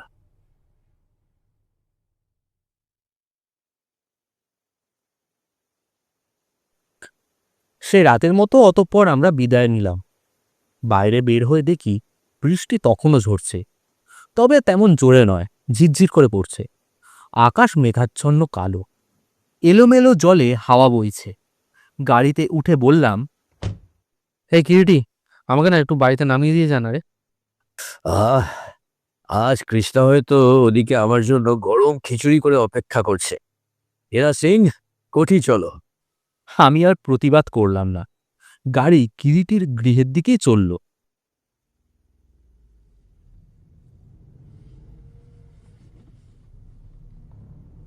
কিরিটি, হুম, বলছি, তুই কি সত্যিই ভাবিস কি ওই মুক্তগুলোর সন্ধান করতে পারবি? আমার তো মনে হয় সেগুলো হয়তো এতদিনে কোনো সুদূরে পাচার হয়ে গিয়েছে। সম্ভব নয়। কেন? প্রথমত, এই মুক্তগুলোর দাম একমাত্র সাচ্চা জহুরির কাছেই। দ্বিতীয়ত, যে মুক্তগুলো সরিয়েছে সে ভালো করেই জানে জোসেফের প্রাণ ছিল এই মুক্তগুলো এবং সে রীতিমতো একজন জুয়েলার হিসেবে পরিচিত ব্যক্তি, তার অর্থও আছে। কাজেই সে এত সহজে ব্যাপারটা হজম করে নেবে না হয়তো। আর তৃতীয়ত, এই মুক্ত ক্রয়ের জন্য উপযুক্ত খরিদ্দার চাই। কিন্তু ধর, সে যদি সিঙ্গাপুরেই ওর খরিদ্দার পেয়ে গিয়ে থাকে? পেলেও সে মুক্তগুলো এই সিঙ্গাপুরে বসেই বেচাকেনার সাহস পাবে না। কাজেই তাকে সিঙ্গাপুর ছেড়ে অন্যত্র যেতে হবেই, এবং সেদিক দিয়ে ভারতবর্ষের মতো জায়গাই হচ্ছে সর্বাপেক্ষা উপযুক্ত স্থান। তাহলে তোর ধারণা ওই মুক্তচোর বর্তমানে নিশ্চয়ই এখানেই এসছে? নিঃসন্দেহে। কিন্তু সে তো ইউরোপেও যেতে পারে। আরে, কিন্তু সেখানে বিক্রি করার চাইতে এখানে তার আরও সুবিধে হবে। তাছাড়া এই ব্যাপারের সঙ্গে ঘনিষ্ঠভাবে সংশ্লিষ্ট আর একটা বিশেষ ব্যাপার তুই ভুলে যাচ্ছিস কেন সুব্রত? কি বলতো? সেই কালো পাখিটা। কালো পাখি? হ্যাঁ রে, সেই ময়না পাখিটা। তোর কি ধারণা সত্যি সত্যি ওই কালো পাখিটার সঙ্গে জোসেফের মুক্তগুলো চুরি হওয়ার কোনো যোগাযোগ আছে? ধারণা নয় সুব্রত, আমি বলতে পারি এখন একেবারে স্থির নিশ্চিত। সত্যি? হ্যাঁ, যার প্রথম পর্বের মুক্তোর মালাটি চুরি, দ্বিতীয় পর্বে মাথিনের ভৃত্য রঘুনাথনের অকস্মাৎ নিরুদ্দেশ ও সেই সঙ্গে কালো পাখিটা, তৃতীয় পর্বে উভয়ের ভারতে আগমন, চতুর্থ পর্বে হতভাগ্য চিরিয়া ব্যবসায়ী ইউসুফ মিয়ার অজ্ঞাতে অগ্নিতে অস্ত্র প্রসারণ, পঞ্চম পর্বে তার নৃশংস মৃত্যু ও সেই সঙ্গে পুনরায় কালো পাখিটির নিরুদ্দেশ হয়ে যাওয়া। সব ঘটনাগুলোই যদি বিচার করিস তো দেখবি একে অন্যের সঙ্গে ঘনিষ্ঠ যোগাযোগ রয়েছে, এবং যা আমাদের চক্ষুকে অঙ্গুলি প্রদর্শন করে বলে দিচ্ছে মুক্তগুলো সিঙ্গাপুর থেকে ভারতবর্ষেই এসেছিল। তারপর? তার পরের ব্যাপারটি অবশ্যই কিছুটা জটিল। জটিল কেন? জটিল কারণ ওই ঘটনার সঙ্গে ডি সিলভা কেমন করে জড়িত হয়ে পড়ল। তারপর যে স্যুট পরিহিত লোকটি, দেখতে বেটে, গায়ের রং ফর্সা, চ্যাপ্টা নাক, ছোট ছোট চোখ, পুরু ঠোঁট, বছর 40 বয়স, যার বর্ণনা শুনে ভারতীয় বলে মনে তো হয় না। ময়নাটা কিনতে ইউসুফের দোকানে এসেছিল দিন 7 মধ্যেই, সেই লোকটি কে? সে অবশ্যই ময়নাটার খোঁজ পেয়েছিল। কেমন করে পেল? হয়তো ডিসিলভার কাছে শুনেছিল। না, কেন? তাই আমার ধারণা সে কোনো ক্রমে জানতে পারে ব্যাপারটা, তাই ময়নাটা হাতাবার জন্য 2000 টাকা পর্যন্ত দর তুলে একটা চান্স নিয়েছিল মাত্র। তাতে যখন হলো না, সে চলে গেল। অবশ্যই সে চোখের আড়ালে গেলেও ময়নাটার লোভ ছাড়তে পারেনি এবং সুযোগের অপেক্ষায় ছিল। তুই কি তবে বলতে চাস কিরিটি সেই লোকটাই? আমার অনুমান যদি মিথ্যা না হয়, তো সেই ইউসুফের হত্যাকারী ও ময়না চোর। তাহলে ডিসিলভা বা যে লোকটা ময়না বেচেছিল তারা? না, তারা ময়নাটার সত্যিকারের দাম জানতো না, কল্পনাও করতে পারে। ডিসিলভার সঙ্গে যে লোকটা ময়না বেচতে এসেছিল সে কি রঘুনাথ? সম্ভবত নয়। তবে সে এক তৃতীয় ব্যক্তি, হয়তো ইউসুফের মতো তাকেও বেঘরে প্রাণ দিতে হয়েছে ওই ময়নাটার জন্যই। বলিস কি? হ্যাঁ, ময়নাটা চুরি পর্যন্তই তার শেষ কীর্তি, তারপরেই তাকেও লোভের দণ্ড দিতে হয়েছে। আমি তোর কথা ঠিক বুঝতে পারছি না এখনো। তাছাড়া তুই ধারণাই বা করছিস কি করে রঘুনাথ নিহত হয়েছে? এই মুক্তগুলো অভিশপ্ত রে। অভিশপ্ত মানে? বলে সেই মুক্তই রঘুনাথনের মৃত্যুর কারণ বলে। মুক্তগুলো? চিন্তা আর না, এই বাড়ি পৌঁছে গিয়েছি। কৃষ্ণার টেম্পারের মার্কারি কলমটা হয়তো এখন শেষ উর্বসীমানায় আরোহণ করেছে আমাদের বিলম্বের জন্য। গাড়ি এসে ওই সময় দোরগোড়ায় দাঁড়ালো।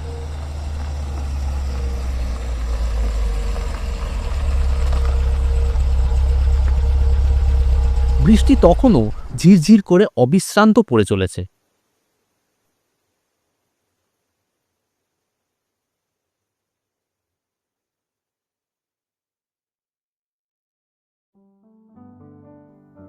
কৃষ্ণা সত্যিই চটে গিয়েছিল, কারণ ইদানিং কিরিটির রক্তচাপ বৃদ্ধি পাওয়ায় কিরিটির খাওয়া বিশ্রাম সম্পর্কে সে অত্যন্ত সজাগ হয়ে থাকত। একটু অনিয়ম সে বরদাস্ত করতে পারত না। দুজনকে ঘরে ঢুকতে দেখে কৃষ্ণা বলল, এই তোমাদের ঘন্টা 2।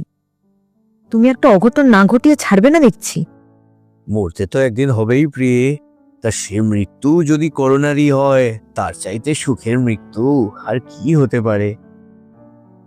উফ, ঠিক আছে, মনে থাকবে কথাটা আমার। এই সরি ভুল হয়ে গিয়েছে। মুখ ফুসকে বের হয়ে এই কিছু মনে করো না। আচ্ছা আচ্ছা, কথা দিচ্ছি আর এমনটি হবে না। এবারটির মতো ক্ষমা ঘেন্না করে। থাক থাক। কৃষ্ণা ঘর থেকে বেরিয়ে গেল। এই দিলি তো চটি ওকে? কিরিটি মৃদু হাসল। চল চল, আর দেরি করিস না। সত্যি অনেক রাত হয়ে গিয়েছে রে, খাবার টেবিলে গিয়ে বসা যাক। চলে আয়। তুই বস, আমি আসছি। আমার একটা জরুরি ফোন করতে হবে। আবার এত রাতে কাকে ফোন করবি? পূর্ণ লাহিড়িকে। এই রাত 11:30টায়? কথাটা জরুরি, তাকে জানানো দরকার এখনই।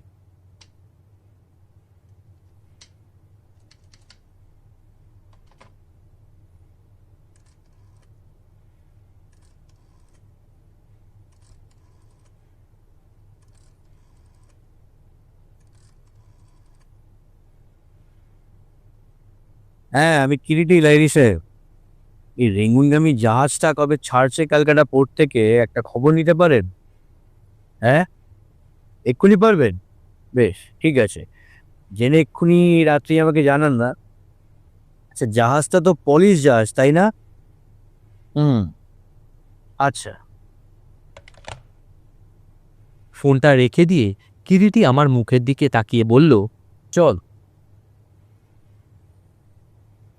টেবিলে খেতে বসে দেখি দুজনের মতো প্লেট। এ কৃষ্ণা, কি ব্যাপার, তুমি খাবে না? না। ও আচ্ছা, ঠিক আছে, তাহলে আমিও খাবো না। আমি খেয়েছি। বিশ্বাস করি না। বাহ, বিশ্বাস না করার কি হয়েছে? আমি সত্যিই খেয়েছি। বিশ্বাস করবো না কেন? সত্যিই তুমি এখনো খাওনি। যাও যাও, তোমারটাও নিয়ে এসো, একসঙ্গে খেতে খেতে আজকের অভিযানের গল্প তোমায় শোনাবো। ও আমি শুনতে চাই না। নাই শুনলে কান বন্ধ করে খেয়ে যেও। বলছি খেয়েছি আমি। সত্যি তোমাকে নিয়ে পারি না সুব্রত। অনেক দেরিতে বুঝেছো দেবী। এই যাও, খিদেতে পেট চুই চুই করছে তো। কৃষ্ণা অতঃপর আর দেরি না করে আমাদের সঙ্গেই বসে পড়ে। খাওয়া প্রায় যখন শেষ হয়ে এসেছে, পাশের ঘরে ফোনটা বেজে উঠল। কিরিটি তাড়াতাড়ি উঠে গিয়ে রিসিভারটা তুলে নিল। হ্যালো, হ্যাঁ কিরিটি, কি বললেন? কাল সকালে ভোর 5টায় ছাড়বে জাহাজ? এই লাহিড়ী বাবু, যেমন করে হোক আপনাকে পোর্ট পুলিশের সাহায্যে বাটরির ডিপার্চারের সময় অন্তত ঘন্টা কয়েক পিছিয়ে দিতে হবে। আরে পারবেন পারবেন, সবই জানতে পারবেন। আচ্ছা শুনুন, ভোর 5টা নাগাদ আপনি এখানে চলে আসবেন। আগে হ্যাঁ, এই গরিবের গৃহে। আর সঙ্গে 2জন কনস্টেবল নেবেন ও নিজের আগ্নেয়াস্ত্রটাও নিয়ে আসবেন। কিছু মুশকিল নয়, আপনি অনায়াসেই ব্যবস্থাটুকু করতে পারবেন মিস্টার লাহিড়ী। আচ্ছা, আপাতত গুড নাইট।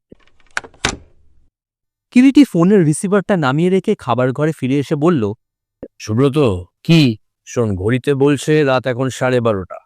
ঠিক 3 ঘন্টা সময় দেব, যা শুয়ে পড় গিয়ে একটু ঘুমিয়ে নে। ঠিক ভোর 4টে কিন্তু কাল উঠতে হবে। ব্যাপার কি? অত ভোরে কোথাও যেতে হবে নাকি? হ্যাঁ, কোথায়? কালই জানতে পারবি। শুয়ে পড় কিরিটি গিয়ে। কথাগুলো বলে আর দাঁড়ালো না, ঘর থেকে বেরিয়ে গেল। লাহিড়ীর সঙ্গে ফোনে একটু আগে কিরিটির যে কাটা কাটা একতরফা কথাগুলো হলো, তাতে এইটুকু বুঝতে পেরেছি কোনো একটা জাহাজের শিডিউল ডিপার্চার যাতে ক্যান্সেল করা হয় সেই মতো লাহিড়ীকে নির্দেশ দিল। কিন্তু কেন? তবে কি ওই জাহাজেই মুক্তচোর পকার পার দেবার মতলব করছে? কিন্তু সে কে? লোকটা কে? সেই চ্যাপ্টা মুখ, ভোঁতা নাক, কুতকুতে চোখ লোকটা যে ডিসিলভার সঙ্গে এসেছিল ময়নার সওদা করতে ইউসুফের দোকানে, সেই তাহলে সকল নাটের গুরু? কিরিটির চোখ মুখের চেহারা দেখে মনে হয় সে কোনো একটা স্থির সিদ্ধান্তে ইতিমধ্যে পৌঁছেছে। চিরকালই দেখে এসেছি কোনো একটা রহস্যের শেষ মীমাংসার কাছে এসে কিরিটি গম্ভীর হয়ে যায়। মনের মধ্যে একটা অস্বস্তি নিয়ে নিজের ঘরে গিয়ে আলোটা নিভিয়ে শুয়ে পড়লাম, কিন্তু ঘুম এলো না। বাইরে আবার বৃষ্টি জোরে শুরু হলো। হয়তো কালকে রাতের মতো আজও সারাটা রাতই বৃষ্টি ঝরবে। এখন অন্তত বুঝতে পারছি মাথিনের সেই বহুমূল্যবান মুক্তোর মালার সঙ্গে জড়িত আছে সেই আশ্চর্য ময়না পাখিটার চুরি যাওয়া এবং হতভাগ্য ইউসুফের হত্যা। কিন্তু যোগসূত্রটা কোথায়? কোথায় মুক্তোর মালার সঙ্গে সেই ময়না পাখিটার যোগাযোগ রয়েছে? কোনো অদৃশ্য সূত্রে দুটি ব্যাপার ঘনিষ্ঠ পরস্পরের সঙ্গে বাধা রয়েছে। না, সব তালগোল পাকিয়ে যাচ্ছে। চিন্তা করতে করতে কখন ঘুমিয়ে পড়েছিলাম। একে দুপেগের নেশা, তার ওপর ভরপেট গরম খিচুড়ি আর মাংসের কোরমা। আপনা থেকেই কখন ঘুমে চোখটা ভারী হয়ে বুঝে এসেছিল।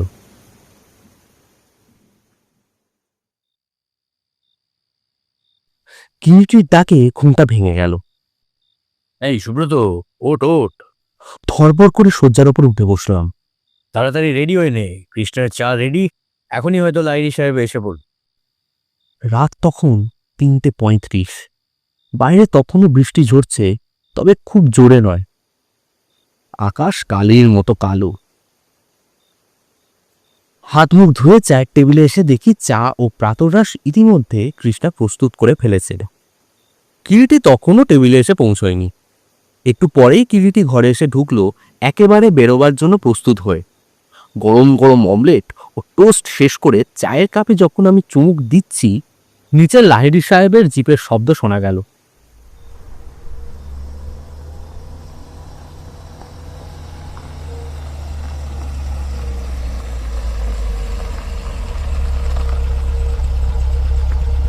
দেখেছিস, এসে পড়েছে। এই ভদ্রলোক কিন্তু খুব পাংচুয়াল। এসে গেছে। চল চল, তাড়াতাড়ি ওঠ। আমি কোনো জবাব দিলাম না, চায়ের কাপটায় চুমুক দিতে থাকি। কৃষ্ণা, কি? এই জঙ্গলি হীরা সিংহকে তুলে দিয়েছে তো গাড়ি বের করার জন্য? হ্যাঁ, তোর গাড়িতে যাব নাকি? হ্যাঁ, তবে যে লাহিড়ী সাহেবকে জিপ আনতে বললি? প্রথমত জিপ গাড়িটাই তো একটা মার্কা মারা গাড়ি, তার উপরে পুলিশের জিপ। আমরা আমার গাড়িতেই যাব। নিচে নেমে এসে দেখি লাহিড়ী সাহেব জিপ থেকে নেমে সিগারেট টানছেন। পাশে কিরিটির গাড়ি দাঁড়িয়ে।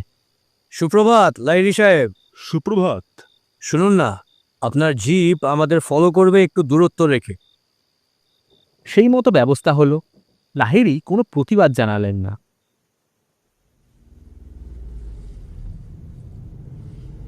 ট্রাম রাস্তায় এসে আমাদের গাড়িটা পড়ল। যতদূর দৃষ্টি চলে একেবারে জনহীন রাস্তা।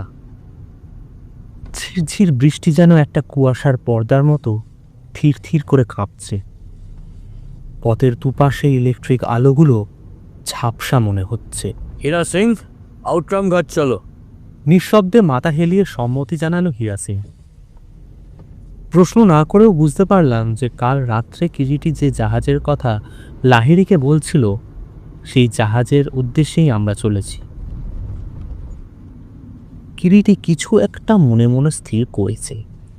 একবার আর চোখে অন্ধকারে কিরিটির মুখের দিকে তাকালাম, কিন্তু কিছুই বুঝতে পারলাম না। ভোর প্রায় 4টে বাজে। হু হু করে ঠান্ডা জলো হাওয়া আমাদের চোখে মুখে এসে ঝাপটা দিচ্ছে।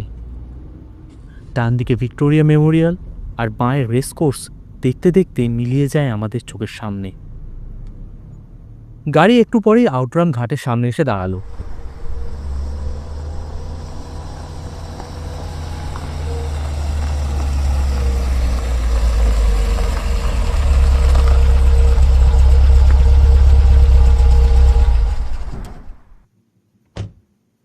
সকলেই গাড়ি থেকে নামলাম।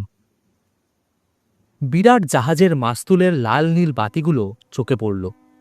জেটির মুখেই জল পুলিশের অফিসার মিস্টার সুন্দরাম দাঁড়িয়েছিলেন। কিরিটি ও লাহিড়ীকে দেখে বললেন, গুড মর্নিং। সব ঠিক আছে তো mister Sundaram? Yes sir. Captain? তাকে আগেই সংবাদ দিয়েছি, তিনি জাহাজেই আমাদের জন্য অপেক্ষা করছেন। চলুন তাহলে জাহাজে যাওয়া যাক। সুন্দরামের কথা মিথ্যে নয়। ক্যাপ্টেন মিস্টার বার্টন ডেকের উপরেই দাঁড়িয়ে আমাদের জন্য অপেক্ষা করছিলেন। সাদা নেভি ড্রেস পরিহিত দীর্ঘকায় পুরুষ মিস্টার বার্টন। রাতের আকাশে শেষ অন্ধকারে আলোর ছোপ ধরেছে। বৃষ্টি তখনও ঝিরঝির করে পড়ছে। কোন cabin? Good morning mister Lahiri, your cabin number is 14 embarkation কখন শুরু হবার কথা? at sharp 5 o'clock. Only 1.5 hours is left. চলুন লাহিড়ী সাহেব, তাহলে আমরা 14 নম্বর কেবিনেই যাই। ক্যাপ্টেন বার্টনই আমাদের 14 নম্বর কেবিনের দিকে নিয়ে চললেন। সিঁড়ি দিয়ে আমরা দোতলায় উঠলাম। লাউঞ্জ ডেক পার হয়ে সরু প্যাসেজের মধ্যে গিয়ে প্রবেশ করলাম। শেষ প্রান্তের ডান দিকের কেবিনটাই 14 নম্বর কেবিন। কেবিনের দরজায় কার্ড ঝুলছে দেখলাম একটা, মিস্টার ও মিসেস থিব। ক্যাপ্টেনের কাছেই কেবিনের চাবি ছিল। তারই সাহায্যে কেবিনের দরজা খুলে কেবিনের মধ্যে আমরা 4 জন প্রবেশ করলাম। আমি, কিরিটি, লাহিড়ী ও captain. I think you will stay in this cabin, right? হ্যাঁ মিস্টার বার্টন, আপনি এখন যেতে পারেন। তবে একটা কথা, আমরা না বলা পর্যন্ত জাহাজ ছাড়বেন না। No, no, don't worry. We will not dispatch until you give permission. ঠিক আছে, আপনি এখন যেতে পারেন। Okay, so excuse me, gentlemen. See you soon. Captain Burton cabin থেকে বের হয়ে গেলেন। মিস্টার রায়, এবারে অন্তত আপনার এই বিচিত্র অভিযানের রহস্যটা যদি খুলে বলেন। বলছি, কিন্তু তার আগে বলুন, মিস্টার জোসেফকে যে কলকাতায় পাঠিয়ে দেওয়ার জন্য সিঙ্গাপুর পুলিশকে একটা ওয়্যারলেস মেসেজ পাঠাতে বলেছিলাম, সেটা পাঠিয়েছেন তো? হ্যাঁ, কাল রাত্রেই মেসেজ পাঠানো হয়ে গেছে। এবারে কিছু আলোক সম্পাদ করুন। মিস্টার জোসেফের যে মূল্যবান ও রেয়ার পার্লগুলো খোয়া গিয়েছে, তার মধ্যে সবচাইতে মূল্যবান ও পৃথিবীর অন্যতম রেয়ার যে মুক্তটা, তার নাম হচ্ছে ব্লু কুইন। Blue queen? হ্যাঁ, তার ওজন হবে প্রায় 150 গ্রামের ওপর। এই মুক্তটি সম্পর্কে একটি কিংবদন্তি আছে। কিরকম? খুব লাকি এই মুক্তটি, অর্থাৎ যার কাছে এই মুক্তটি থাকবে ভাগ্য তাকে চারদিক থেকে ঐশ্বর্য এনে দেবে। এ কাহিনী আপনি কোথায় শুনলেন? ম্যাডাম মাথিনের মুখেই শুনেছি। ইনিই আমাকে বলেছিলেন কথাটা আমার সঙ্গে দেখা করতে এসে। তাই বুঝি? হ্যাঁ, জোসেফ তার স্ত্রীকে তার বার্থডেতে রেয়ার মুক্তগুলো দিয়ে মালা করে দিয়েছিল। তার মধ্যস্থলে লকেটের মতো ছিল এই মুক্তটি, ব্লু কুইন। মালাচোর বিশেষ করে এই ব্লু কুইনের লোভেই মালাটি চুরি করেছিল। কে সে? কালো পাখি, রঘুনাথন। তাহলে সেই রঘুনাথানই। তবে শেষ পর্যন্ত সে সেটি হজম করতে পারবে না। কেন? কারণ সে এখনো বুঝতে পারেনি যে তার প্রেমই তার গলায় ফাঁস হয়ে এঁটে বসতে চলেছে। প্রেম? আজ্ঞে হ্যাঁ, তাহলে এর মধ্যে নারীও আছে? আছে বই কি। আর নারী একজন ছিল বলেই শেষ পর্যন্ত আমরা হয়তো মুক্তগুলো উদ্ধার করতে পারবো। কিন্তু আপনি যে বলেছিলেন ওই মুক্তোর মালার সঙ্গে ইউসুফ মিয়ার হত্যার ব্যাপারটা জড়িয়ে আছে। মিথ্যে আমি বলিনি লাইরি সাহেব, ঠিকই বলেছি। কালো পাখিটাই ইউসুফের মৃত্যুর পরোয়ানা নিয়ে তার সামনে গিয়ে হাজির হয়েছিল। কালো পাখি? সেই ময়নাটার কথা ভুলে গেলেন? না, ভুলিনি। কিন্তু সেই ময়নার সঙ্গে ইউসুফের মৃত্যুর কি সম্পর্ক ঠিক বুঝতে পারছি না। মুক্তোর মালাটা রঘুনাথন চুরি করে মালা থেকে সম্ভবত মুক্তগুলো খুলে ফেলে। কেন? তার কারণ মালার সব মুক্তগুলোই সমান মূল্যের ছিল না। তার মধ্যে যে মুক্তগুলোর দাম বেশি সেইগুলো এই ব্লু কুইনের সঙ্গে ময়নার খাবারের সঙ্গে মিশিয়ে রঘুনাথন সম্ভবত ময়নাকে খাইয়ে দেয়। বলেন কি? আমার অনুমান তাই। তারপর? রঘুনাথন দলে নিশ্চয়ই একা ছিল না। আর এই ধরনের চুরির ব্যাপারে সাধারণত একাধিক লোকই থাকে। সেই কারণেই বিশেষ করে রঘুনাথনকে হয়তো এই বিশেষ পন্থাটা নিতে হয়েছিল তার ভাগিদারের হাত থেকে কিছু দামি মুক্ত অন্তত সরিয়ে ফেলবার জন্য। তবে নিঃসন্দেহে যে পদ্ধতিটা সে মুক্তগুলো সরিয়ে ফেলবার জন্য গ্রহণ করেছিল সেটা সত্যিই অভিনব তো বটেই, সেই সঙ্গে রঘুনাথনের তীক্ষ্ণ বুদ্ধিরও পরিচয় তা থেকে আমরা পাই। কিন্তু ওইভাবেই যে রঘুনাথন কিছু দামি মুক্ত ছড়িয়েছিল, আপনি অনুমান করলেন কি করে? অনুমান করেছি দুটো ঘটনা থেকে। কোন দুটো ঘটনা?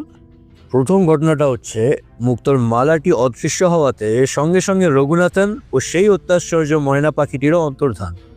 দ্বিতীয় হচ্ছে সেই পাখি কিনে ইউসুফ মিয়াকে মৃত্যুবরণ করতে হলো বলে। ইউসুফের মৃত্যুর ব্যাপারটা ভেবে দেখুন, হত্যাকারী একাই একজন বা একাধিক থাকুক, সে রাত্রে নিশ্চয়ই এসেছিল পাখিটা সরিয়ে নেবার জন্য। হয়তো ইউসুফ মিয়া জেগে উঠে বাধা দেয়, যার ফলে তাকে নৃশংসভাবে খুন হতে হয়। কিন্তু আপনার অনুমানই যদি সত্যি হয় মিস্টার রায়, রঘুনাথন পাখিটা বেচবে কেন? রঘুনাথন বেঁচেছে কে বললে আপনাকে? সুলতানের মুখে পাখিটা যে বেচতে এসেছিল তার চেহারার যে বর্ণনা আমরা পেয়েছি তার সঙ্গে রঘুনাথনের চেহারার মিল তো আমরা পাইনি। তবে কে এসেছিল পাখি বেচতে? সে ব্যাপারটা জানতে হলে আমাদের ডি সিলভাকে প্রয়োজন, কারণ ডি সিলভার সঙ্গেই সে লোকটা ইউসুফ মিয়ার কাছে পাখিটা বেচতে গিয়েছিল। কিন্তু ওরা বোধহয় এসে গেছে, পায়ের শব্দ পাচ্ছি।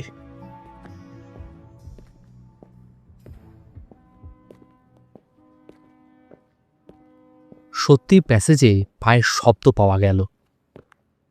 কুইক, দরজার দুপাশে সব সরে দাঁড়া। সঙ্গে সঙ্গে আমরা দরজার দুপাশে সরে দাঁড়ালাম। একদিকে কিরিটি ও অন্যদিকে আমি ও লাহিড়ী।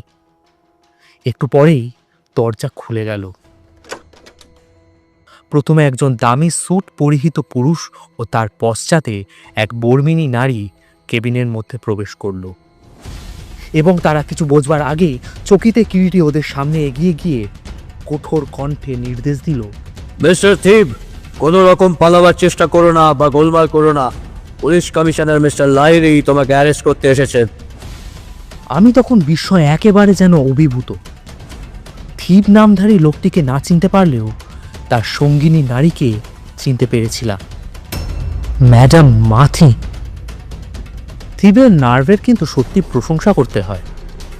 নিঃশব্দে সে তখন কিরিটির মুখের দিকে তাকিয়ে দাঁড়িয়ে আছে। লোকটার দেহের গঠন বেশ বলিষ্ঠ। তার চ্যাপ্টা মঙ্গোলিয়ান টাইপের হলদেটে মুখ দেখলে বুঝতে কষ্ট হয় না যে সে একজন বর্মী। পূর্ণ লাহিড়ী ইতিমধ্যে থিবের পাশে এসে দাঁড়িয়েছিলেন, তার হাতে পিস্তল। বলাই বাহুল্য, লাহিড়ীর অঙ্গে পুলিশ অফিসারের ইউনিফর্মই ছিল। অল্প দূরে নিঃশব্দে দাঁড়িয়ে মাথিন। সেও কিরিটির মুখের দিকে চেয়েছিল। থিবি প্রথমে কথা বলল। আমি তো এর মাথা মুটু কিছুই বুঝতে পারছি না মশাই। আমার বিনা অনুমতিতে আমার রিসর্ট কেবিনে আপনারা প্রবেশ করছেন কেন বলুন তো? আর আমাকে ইনসাল্ট করার সাহস আপনাদের কে দিয়েছে? Mister Lahiri, arrest him. তাই নাকি? কিন্তু কেন জানতে পারি কি? ব্লু কুইন ও অন্যান্য কিছু মূল্যবান মুক্ত সরানোর জন্য এবং টেরিটি বাজারে ইউসুফ মিয়াকে হত্যা করবার অপরাধে। হাসালেন? মশাইরা কি গাঁজায় দম দিয়ে এসেছেন নাকি? মিসেস জোসেফ, আপনারও বুদ্ধির তারিফ করি ম্যাডাম, কিন্তু তাহলেও বলবো কিরিটির কথা শেষ হলো না।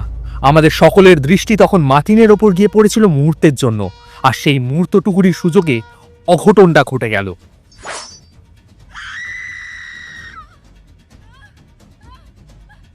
একটা তীক্ষ্ণ আর্তচিৎকার করে টলে পড়ল মাথিন, আর ঠিক সেই মুহূর্তে বাঘের মতো ওই বয়সেও কিরিটি থিবের ওপর ঝাঁপিয়ে পড়ে তাকে জুজুৎসু প্যাচে ধর্ষাই করল।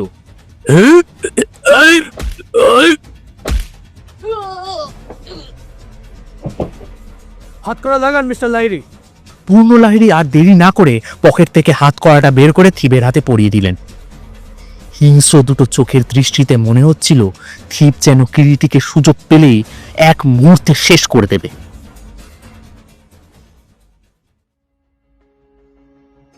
থিবের হাতে হাত কড়া পরানো হয়ে গেলে কিরিটি এগিয়ে গেল মাথিনের দিকে।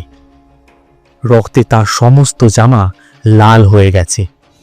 একটা ছোট ছোরা তার বুকের বাঁ দিকে আমূল বিঁধে গেছে। থেকে থেকে মাথিনের সারা শরীর কেঁপে কেঁপে উঠছিল। হঠাৎ ওই সময় কেবিনের দরজাটা খুলে গেল।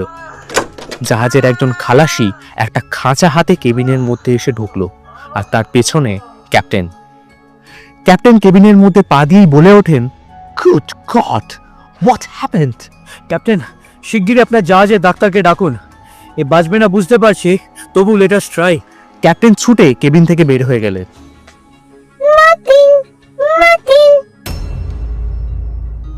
চমকে আমরা ফিরে তাকালাম। খাঁচার মধ্যে কালো ময়না পাখিটা বলছে, খালাসিটা তখনও হতভম্ব হয়ে খাঁচাটা হাতে ঝুলিয়ে দাঁড়িয়ে আছে। মিনিট 10 মধ্যেই জাহাজে ডাক্তার এলো, কিন্তু মাথিনকে বাঁচানো গেল না। শুধু মৃত্যুর আগে মাথিন অনেক কষ্টে একটা কথা বলে গেল। কিরিটি যেন মুক্তগুলো খুঁজে পেলে তার স্বামী জোসেফকে ফিরিয়ে দেয়।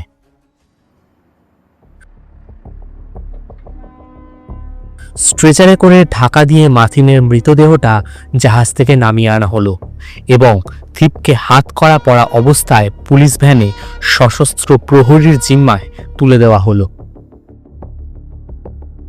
ওই দিন দুপুরে থিবকে কিরিটি নানাভাবে প্রশ্ন করল, কিন্তু সেই মুক্তগুলো যে কোথায় তার কোনো হদিশ পাওয়া গেল না। ও মুখ খুলবে না মিস্টার লাহিড়ী। ডিসিলভার সন্ধান যতদিন না পাওয়া যায় আমাদের অপেক্ষাই করতে হবে।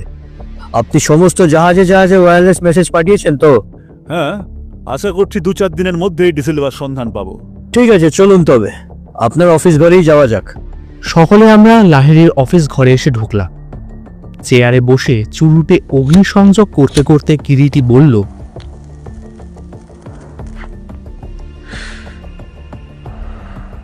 পাখিটা কোথায়? আমার কোয়ার্টারেই আছে, কিন্তু পাখিটা ক্রমশ কেমন নিস্তেজ হয়ে পড়ছে মিস্টার রায়। কিছু খাচ্ছেও না। স্বাভাবিক, মুক্তগুলো হজম করতে পারবে কেন? বেচারি, ইচ্ছা ছিল অমন একটা রেয়ার স্পেসিমেন যদি বাঁচানো যায়, কিন্তু শেষ পর্যন্ত মনে হচ্ছে তার সম্ভব হবে না। ও না মরলে আমাদেরই ওকে মারতে হবে এই মুক্তগুলো ওর পেট থেকে উদ্ধার করবার জন্য। কিন্তু থিব যদি জানতই পাখিটার পেটেই মুক্তগুলো আছে, পাখিটাকে মারেনি কেন? এমন একটা আশ্চর্য পাখি, ওর দামও তো কম নয়। তাই ভেবেছিল হয়তো পাখিটার পায়খানার সঙ্গে যদি মুক্তগুলো বের হয়ে আসে তাহলে ওর মুক্তগুলো পাওয়া যায়, পাখিটাকে মারতে হয় না। পরের দিনই পাখিটা মারা গেল। পাখিটার পেট ছিঁড়ে ফেলা হলো। 12টা বড় আকারের মুক্ত ও ব্লু কুইন পাখিটার পেটের মধ্যে পাওয়া গেল। নাড়ির মধ্যে ঘা হয়ে গিয়েছিল। সেই ঘাই পাখিটার মৃত্যুর কারণ হয়েছিল। অন্যের দৃষ্টির থেকে মুক্তগুলো সরাবার জন্য লোকটা চমৎকার পন্থা নিয়েছিল দেখছি। নিঃসন্দেহে। আর তারও হয়তো পাখিটার উপরই লোভ ছিল বলে শেষ পর্যন্ত পাখিটা মারতে পারেনি। শুনলেন আমাদের আজকের গল্প কিরিটি ও কালো পাখি। রচনা নিহার রঞ্জন গুপ্ত। কিরিটি ও জঙ্গলির ভূমিকায় সায়ন, সুলতানের চরিত্রে নাইল ভট্টাচারিয়া, মাথিনের চরিত্রে মেখলা, কৃষ্ণার চরিত্রে মুনমুন, ডিসি লাহিড়ির চরিত্রে বিস্মায়ন, সুব্রত, ইউসুফ, ক্যাপ্টেন বার্টন, ময়না, কাকাতুয়া এবং থিবের ভূমিকায় আমি শায়ক। গল্পের আবহ সঙ্গীত, স্পেশাল এফেক্টস এবং পোস্টার ডিজাইন করেছে ভঞ্জস আর্ট। সম্পাদনা ও পূর্ণ পরিচালনা করেছি আমি, অর্থাৎ শায়ক। তাহলে আজ আসি। খুব তাড়াতাড়ি আসছি নতুন গল্প নিয়ে। আর আজকের গল্পটা কেমন লাগলো জানাতে ভুলবেন না। যদি ভালো লেগে থাকে তাহলে অবশ্যই লাইক, শেয়ার এবং হাইপ করে দেবেন।